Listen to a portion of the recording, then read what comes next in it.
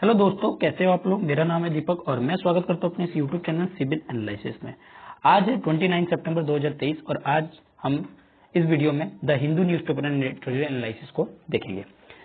कौन कौन सी important article है आज, इन सबको एनालिसिस करेंगे। अगर आपको इसकी पीडीएफ चाहिए तो सिबिल एनालिसिस ऑफिशियल ग्रुप को ज्वाइन कर सकते हैं, जहां पे आपको इसकी पीडीएफ मिल जाएगी। तो देख लेते हैं कौन कौन सी आर्टिकल को हम बात करेंगे।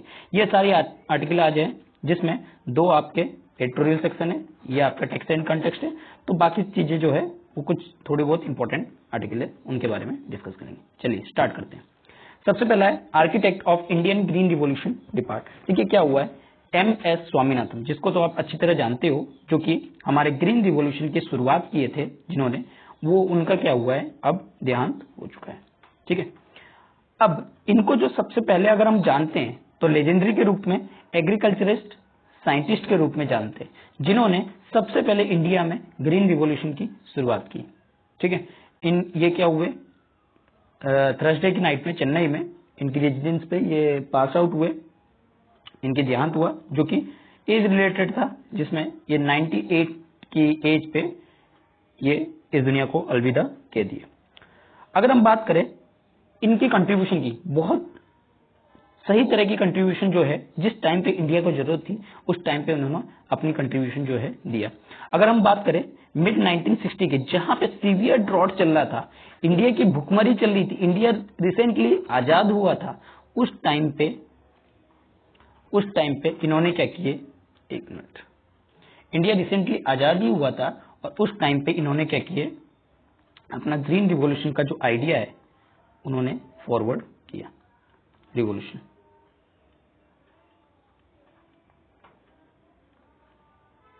ठीक है।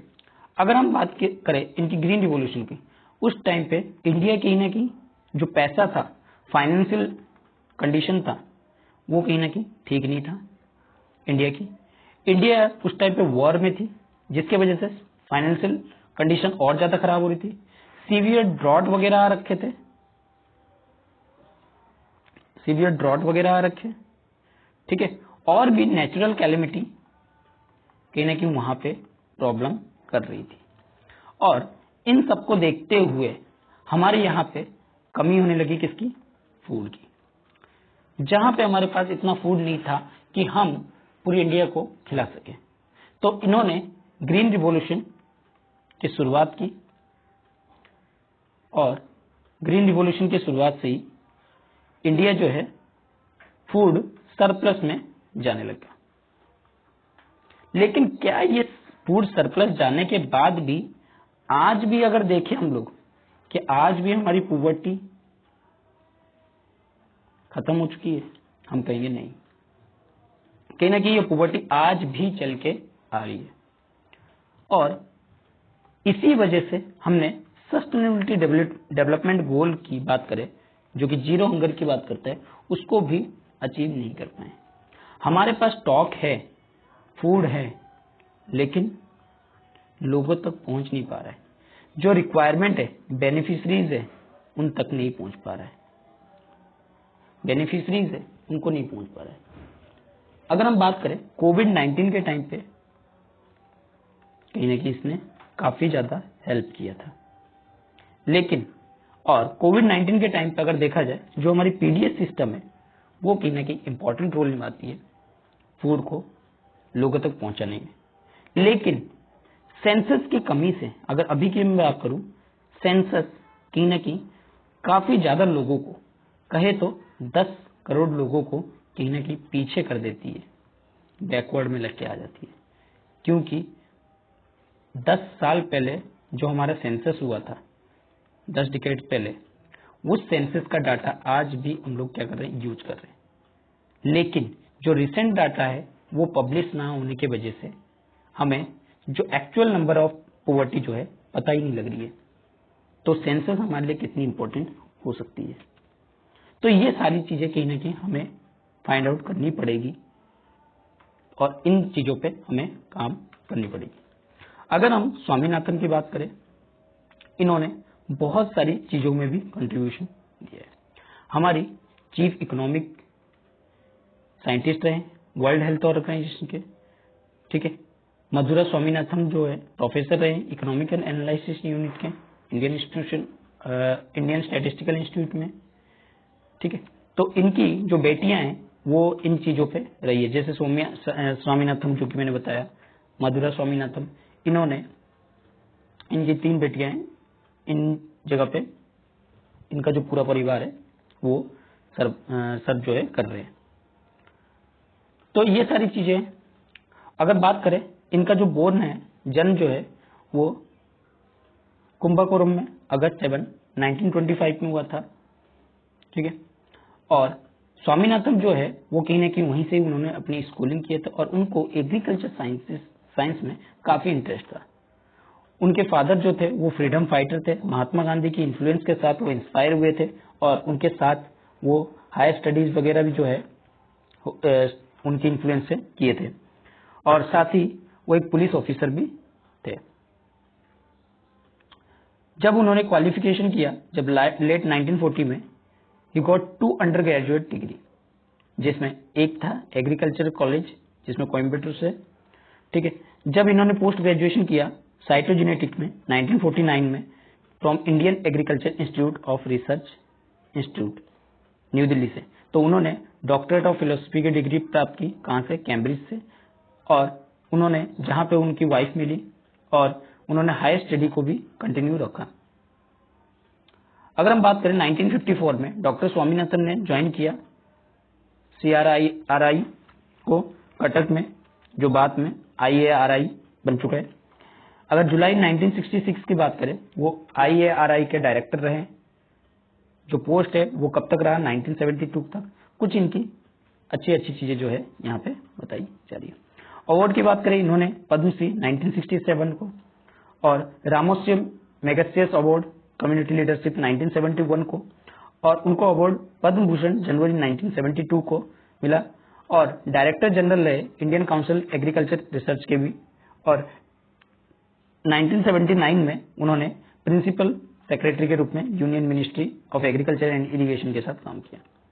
जब इंदिरा गांधी प्राइम मिनिस्टर थी 1980 में दोबारा से, तो उन्हें अपॉइंटेड किया गया था agriculture, rural development, science and education के मेंबर्स के रूप में, जो यूनियन प्लानिंग कमीशन था उनके साथ। ठीक है, और उन्होंने डिप्टी चेयरमैन की बॉडी के साथ भी सर्व किया था। अगर हम बात करें 1982 से 88 के बीच में, वो इंटरनेशनल राइस रिसर्च इंस्टीट्यूट जो कि हेड बने थे फिलीपींस के। 1987 में वो पहली बार वर्ल्ड फूड प्राइज जो है उन्होंने पाया था, और पहले फॉरेनर थे जो कि golden heart of president award जो है फिलीपींस के, उन्होंने भी प्राप्त किए थे। ठीक है, सोचिए कितनी उपलब्धियां इन्होंने की है। और 2 साल बाद उनको पद्म विभूषण जो है प्रोवाइड किया गया। ठीक है, अगर हम बात करें immediately after returning in India 1988 में, तो वो एक एग्रीकल्चर वेटरनिटी के रूप में जाने गए, स्टेब्लिश किए, और उन्होंने वेटरनिटी एग्रीकल्चर साइंटिस्ट जो है स्टेब्लिश किए, और वो नॉन प्रॉफिट ट्रस्ट था MSSRF के नाम से। ठीक है, जहां पे फूड प्राइस वगैरह जो है प्रोसीड किया जाता था।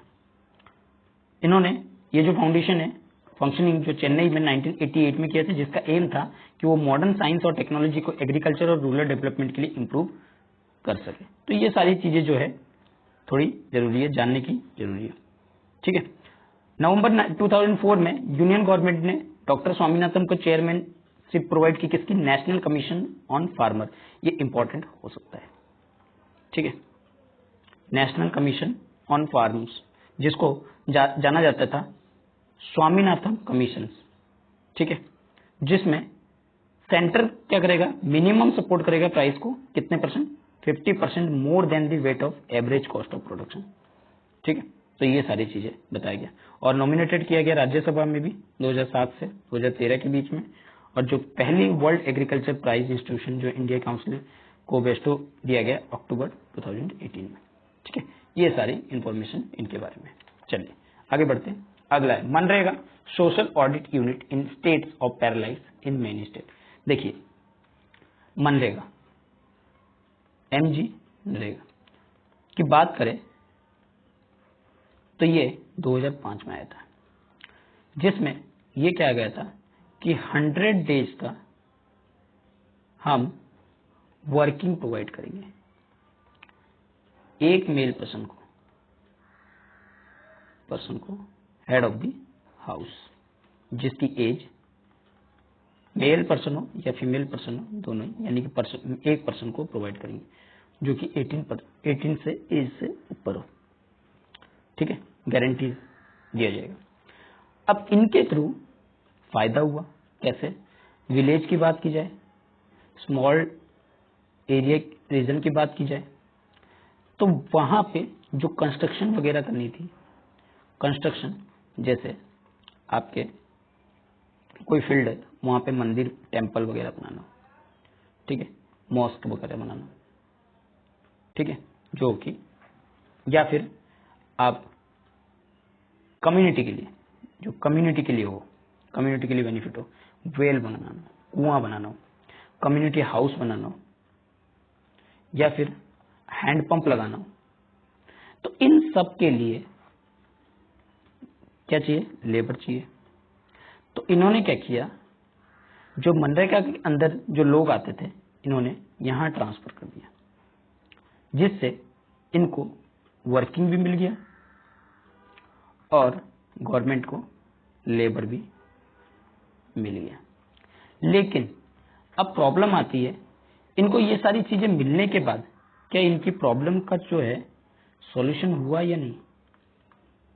देखिए, कुछ हद तक कहे तो काफी ज्यादा लोगों तक हेल्प हुआ, जैसे हमने कोविड-19 में देखा, जहां लोगों के पास काम नहीं था तो मनरेगा ने हेल्प किया, और इसके साथ साथ जो माइग्रेशन की प्रॉब्लम है उसको भी काफी हद तक रिड्यूस किया। लेकिन इसके साथ साथ कुछ प्रॉब्लम्स भी आई, जैसे प्रॉक्सी अटेंडेंस की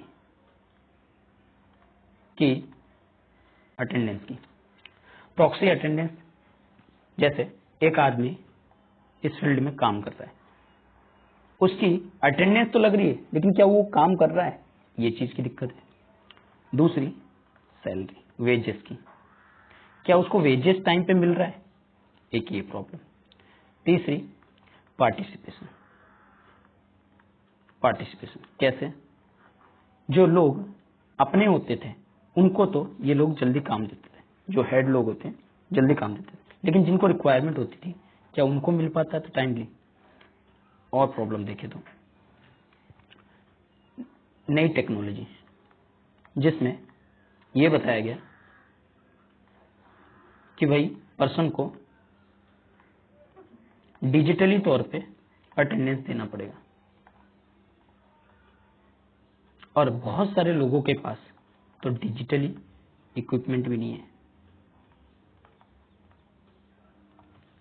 ठीक है, तो ये सारी चीजें कहीं ना कहीं प्रॉब्लम जो है यहाँ फेस करने को मिली।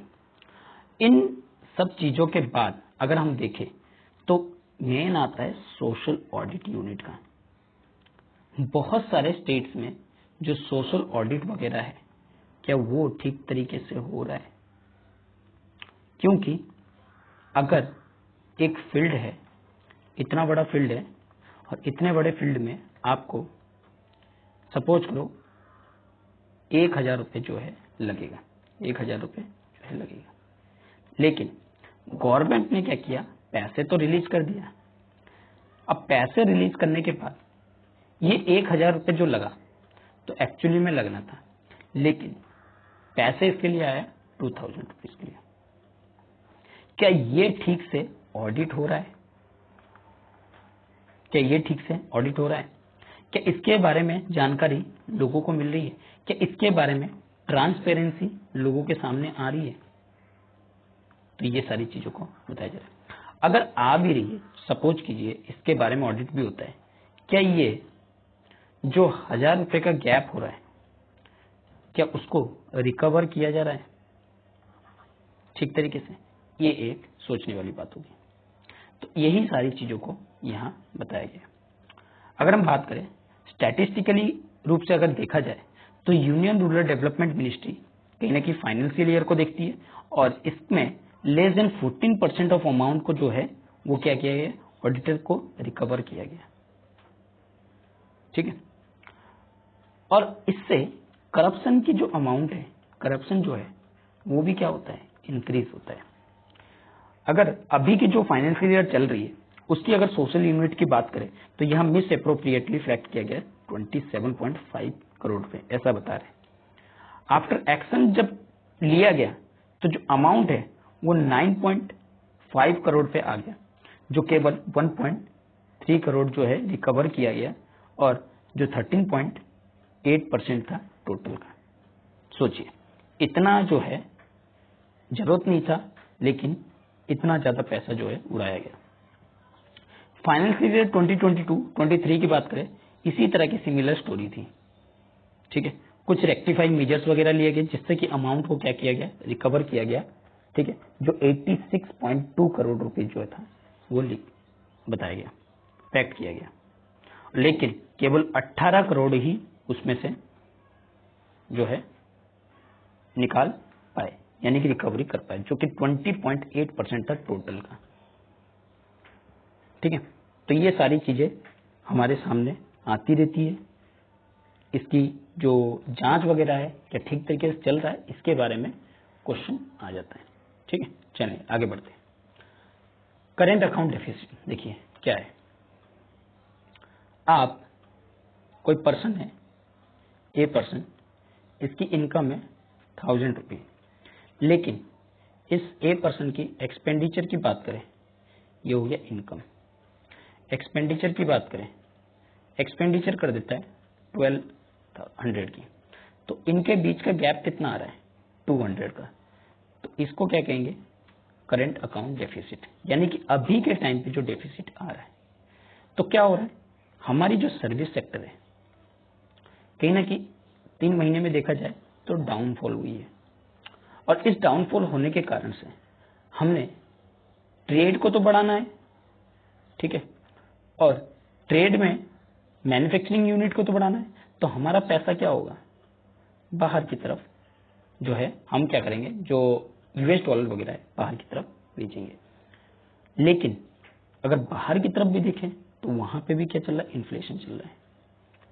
अब पहले हम 100 रुपए हमारे पास था, ठीक है, पहले हम लोग 100 में से 102 रुपए खर्च कर रहे हैं, लेकिन इस इन्फ्लेशन के जुड़ने के साथ साथ हम इस 100 रुपए का इस्तेमाल अब 110 रुपए में कर रहे हैं। ठीक है, तो अब क्या हो गया, डेफिसिट की अमाउंट क्या होगी, कितने गुना बढ़ गई, 8% से इंक्रीज होगी। तो यही चीज यहाँ पे बताने की कोशिश किया जा रहा है कि हमारे जो इनकम है उतनी नहीं है, लेकिन हम डेफिसिट जो है बढ़ा रहे हैं, और इसका इम्पैक्ट जो है आगे कहीं ना कहीं और ज्यादा इंक्रीज करेगा। ये हमारे फूड प्राइस को इंक्रीज करेगा, हमारी फ्यूल को इंक्रीज करेगा, यानी कि हम कह सकते हैं पूरी लाइफस्टाइल को कहीं ना कहीं इन्फ्लेशन में लाके खड़ा करेगा। ठीक है, तो इसके लिए अलग अलग मेजर्स कहीं ना कहीं लेने की इस टाइम पे जरूरत है, जिससे कि हम इन सारी चीजों को कंट्रोल कर सकें। अगर मैं बात करूं यहाँ पे इंडिया की करंट अकाउंट जो डेफिसिट है वो कहीं ना कहीं 9.2 बिलियन यानी कि 1.1% है जीडीपी का। कब, अप्रैल टू जून क्वार्टर में, जो 1.3 बिलियन था यानी कि 0.2% था ऑफ जीडीपी का, अब जो है 1% तक आ चुका है। तो इन प्रीसीडिंग 3 मंथ्स के मुकाबले में, क्यों, क्योंकि जो हमारी इंपोर्ट है वो कहीं ना कहीं राइज हुआ है, इंपोर्ट राइज हुआ है, एक्सपोर्ट में डिक्रीज हुआ है। और एक्सपोर्ट की अगर बात करें सर्विस सेक्टर की, मैंने कुछ दिन पहले ही अपने एडिटोरियल में डिस्कस किया था, जो करंट अकाउंट डेफिसिट है वो 17.9 बिलियन जो है ईयर अर्लियर क्वार्टर फिस्कल 2022-23 में पहुंचा है। ठीक है, तो ये सारी चीजों को कहीं ना कहीं बता रहा है, और इतना ही जानने की आपको जरूरत है। बाकी ये सारी चीज तो डाटा है, डाटा इतनी ज्यादा याद रखने की जरूरत नहीं है। चलिए आगे बात करते हैं। What is 5 eyes intelligence alliance. देखिए फाइव आइज क्या है? आप जो कि रिसेंटली एलिगेशन लग रहा है कनाडा प्राइम मिनिस्टर पे जस्टिन ट्रूडो की, जिनका लिंकिंग है कि वो जो खालिस्तानी लीडर है हरदीप सिंह निजार, ठीक है, तो उनकी किलिंग के लिए कैनेडियन सॉइल पे इंडियन गवर्नमेंट जो कहीं ना कहीं इसको स्पॉटलाइट में लेके आ रही है। अब यहाँ पे जो फाइव आइज है which believe to provide the information help Canada की हेल्प करने के लिए फाइव आइज क्या करेगी? इंफॉर्मेशन को प्रोवाइड करेगी। अब फाइव आइज है क्या? ये मल्टीलेटरल इंटरलैंड शेयरिंग नेटवर्क है जिसमें Australia, Canada, New Zealand, UK, US ये कंट्री जो है इंक्लूडेड है। ये दोनों ही सर्वलाइंस बेस्ड भी है और ट्रैक सिग्नल इंटेलिजेंस भी है। ये डॉक्यूमेंट शेयर करती है अपनी मेंबर कंट्री के साथ, ठीक है, जिनको इनको सीक्रेटली नाम दिया गया है ये फाइव आइज, ठीक है। और अगर हम बात करें इनकी अलायंस की, यूएस और यूके की, वो कहीं ना कहीं सेकेंड वर्ल्ड वॉर के टाइम पे निकल के आई थी, कोल्ड वॉर के टाइम पे, जो कि सोवियत का थ्रेट था उस टाइम पे। जो दोनों कंट्री है वो कहीं ना कहीं अपने डेसिफर करती है जर्मन और जापानीज कोड को, वॉर में डेसिफर किया था, और इनकी कोलेबोरेशन के साथ साथ इन्होंने अपनी इंटेलिजेंस को शेयर किया था, जिससे कि जैसे कि रेडियो, सैटेलाइट, इंटरनेट कम्युनिकेशन को 1946 में जो अलायंस है वो फॉर्मलाइज किया गया एग्रीमेंट के थ्रू, जिसमें कि ये कोऑपरेशन करेंगे सिग्नल इंटेलिजेंस को। जो ट्रीटी है इसको कहा गया British US communication intelligence agreement, यानी कि ब्रूसा, जिसको हम लोग यूके यूएस एग्रीमेंट कहते हैं। अब जाना जाता है यह साइन किया गया state army of navy communication intelligence board of US and the London signal board of Britain के द्वारा, यानी कि सिगिंट। इसका जो स्कोप था वो लिमिटेड था, ये सिर्फ कम्युनिकेशन इंटेलिजेंस मैटर को ही काम करता था कि अनरिस्ट्रिक्टेड एक्सचेंज जो इंटेलिजेंस प्रोडक्ट हो रहा है 6 एरिया में, ठीक है, collection of traffic, acquisition of communication documents, equipment, traffic analysis, cryptanalysis, decryption, translation and acquisition and information related communication organisation, इन सब चीजों में काम करता है। बाद में इसके अगर एक्सटेंड की बात करें, सेकंड पार्टी जो कंट्रीज है वो कहीं ना कहीं इंक्रीज हुई, कनाडा जिसमें ज्वाइन हुआ 1948 में, जबकि ऑस्ट्रेलिया, न्यूजीलैंड जो है इसके पार्ट बने 1956 में। इंटेलिजेंस अलायंस कहीं ना कहीं एक साथ आए 1940s के टाइम पे, और ये कहीं ना कहीं टॉप सीक्रेट था काफी लंबे समय तक। अगर तब की बात करें, ऑस्ट्रेलियन प्राइम मिनिस्टर जो थे उनको ब्रूस की एग्जिस्टेंस के बारे में कुछ ऐसे जानकारी नहीं थी, तो ये काफी सीक्रेटली एग्रीमेंट था, जब तक 1973 में जब ये जनरल कोल्ड वॉर की स्टडीज हुई तब इसके बारे में पता लगा। अब ये काम कैसे करता है? अगर शुरुआत की बात करें, इसमें सिग्नाइट, जो कि मैंने बताया था अभी कि the US and London signal intelligence board कहने की इसको असाइन करता था, और एक कैनेडियन इंटेलिजेंस ऑफिसर इसके ऊपर लिखा था मिलिट्री जनरल के ऊपर कि जो यूएस की रिस्पॉन्सिबिलिटी है Russia, north China, most of the Asia and Latin America.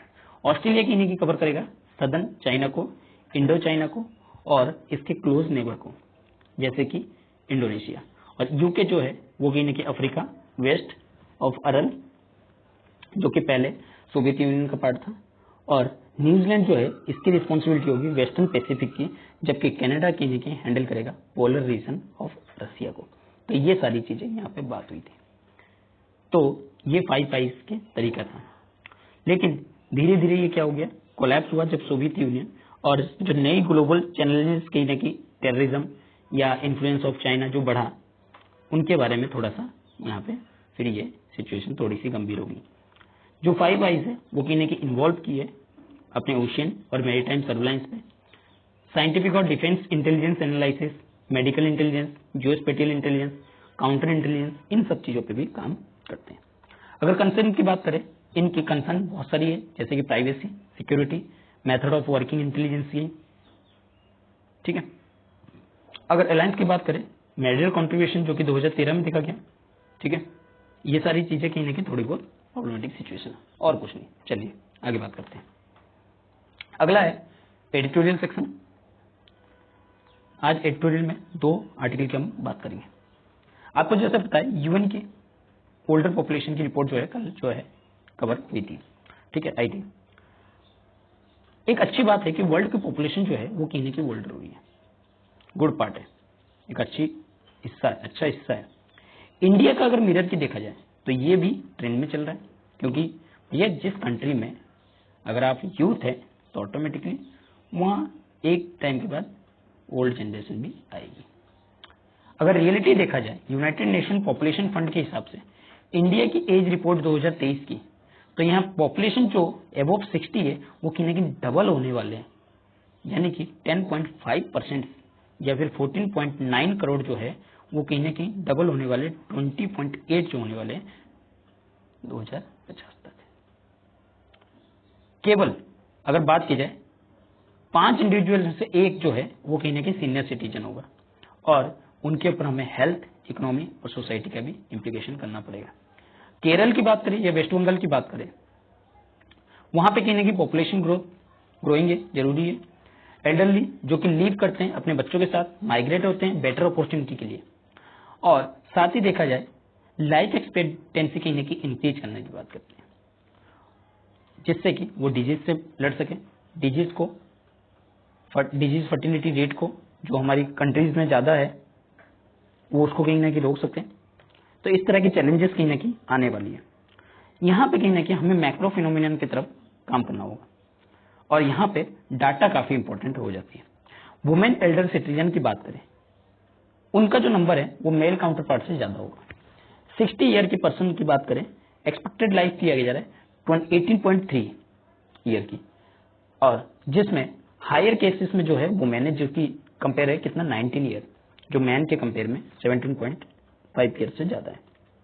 ठीक है, अगर हम बात करें, अगर एक वुमेन इंडिया में बात की जाए जहां पे लेबर पार्टिसिपेशन रेट जो है 24% है, तो वो हमारे लिए इकोनॉमी के लिए या सोशल सिक्योरिटी के लिए कोई इतनी ज्यादा इंपॉर्टेंस नहीं लगती, लेकिन वो मोस्ट वल्नरेबल हो जाती है अपनी ओल्ड एज में। और यही जो सिग्निफिकेंट इंटरवेरिएबिलिटी है अलग अलग स्टेट्स में, वो कहीं ना कहीं एल्डर पॉपुलेशन को हायर वल्नरेबल बनाती है। एक गैप एक्सपेक्टेड किया गया है जो देखा जा सकता है हमें 2036 तक, जहां पे हमें हाई फर्टिलिटी रेट जैसे बिहार, उत्तर प्रदेश, यहां पे कहीं ना कहीं इंक्रीज करेगा किस चीज का, एल्डरली पॉपुलेशन का 2023 में। यानी कि बिहार और उत्तर प्रदेश जैसे राज्य जो है वहां पे वो राज्य कहीं ना कहीं ज्यादा कंट्रीब्यूशन करने वाले ओल्ड एज पर्सन का।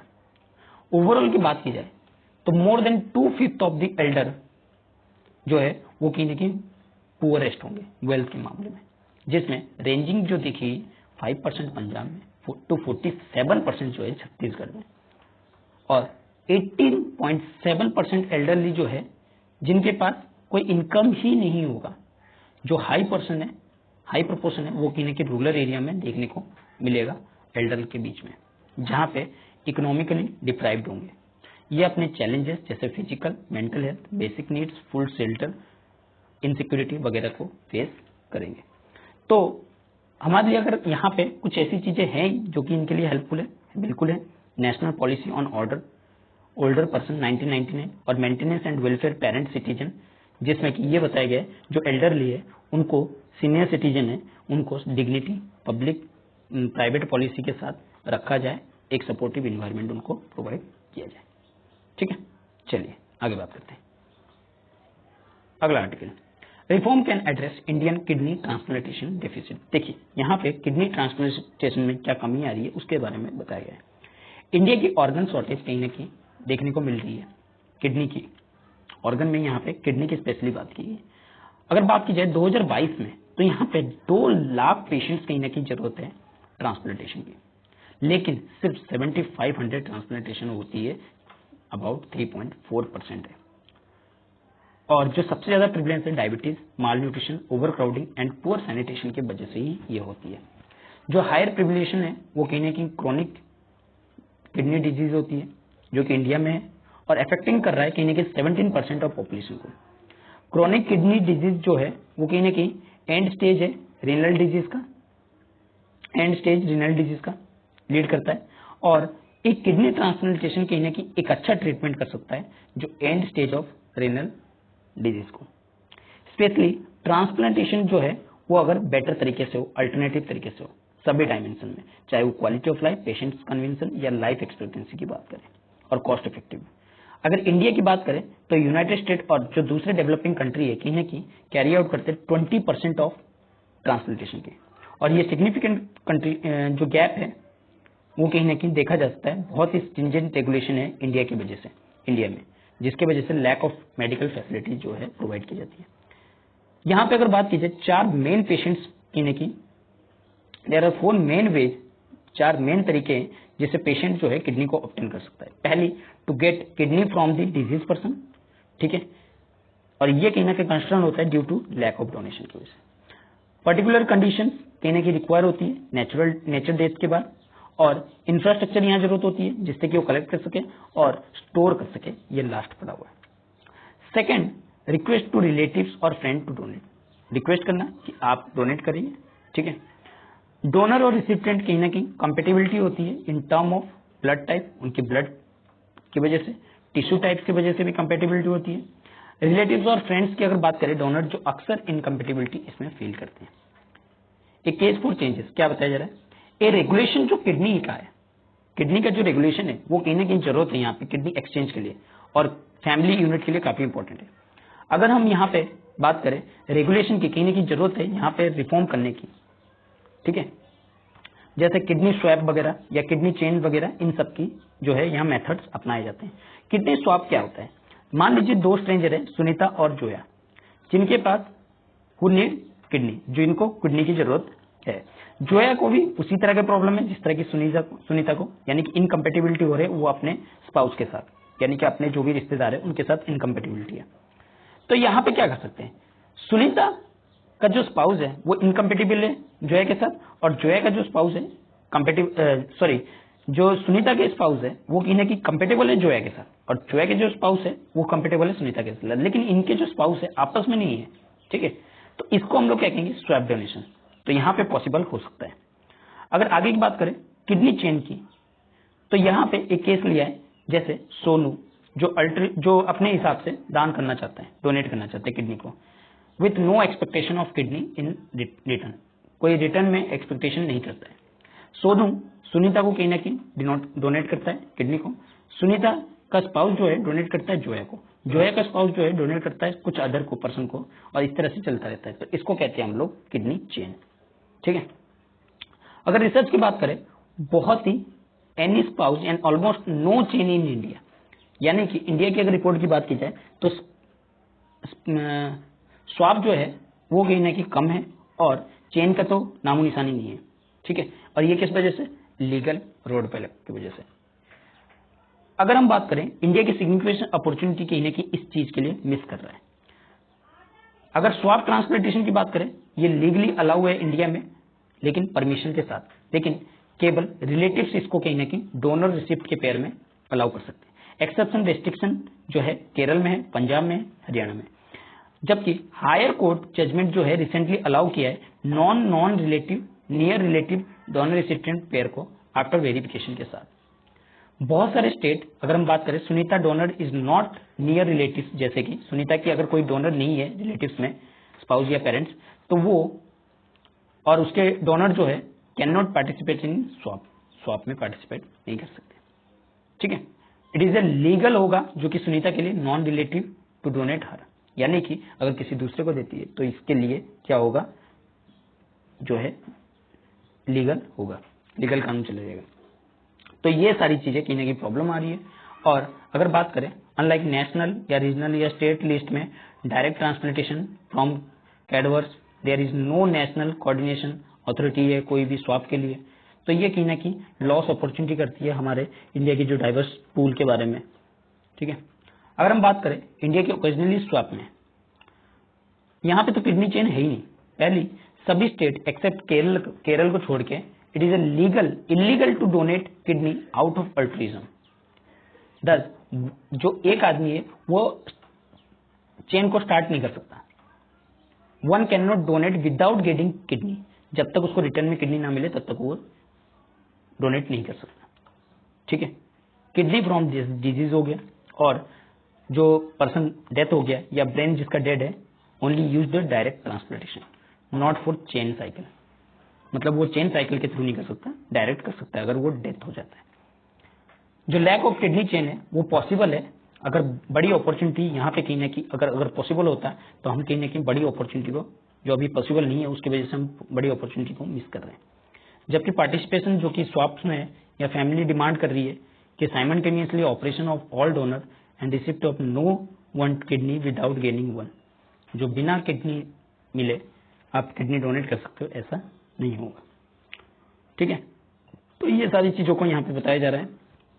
इसके लिए अगर एक्ट की बात करें, the transplantation human organ tissue act 1994 की, जिसमें बॉल रोलिंग की रिकॉग्नाइज ट्रांसपोर्टेशन पॉसिबली बताया गया है ब्रेन सिस्टम डेथ होने के बाद, और 2011 का अमेंडमेंट किया गया जिसमें स्वाप ट्रांसप्लांट जो है लीगलाइज किया गया और एक नेशनल ऑर्गन ट्रांसप्लांट प्रोग्राम को इनिशिएट किया गया। लेकिन नेशनल नेटवर्क जो रिमेन रहा वो कहीं ना कहीं अंडर डेवलप इनिशिएटिव में रहा।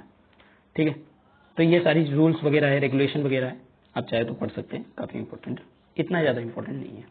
ठीक है, चलिए तो आज के लिए बस इतना ही। आई होप कि आपको आर्टिकल जो है अच्छे लगे होंगे, अगर आर्टिकल अच्छे लगे तो इसको लाइक कीजिए, अपने दोस्तों के साथ शेयर कीजिए और सब्सक्राइब करना ना भूलिए। Thank you.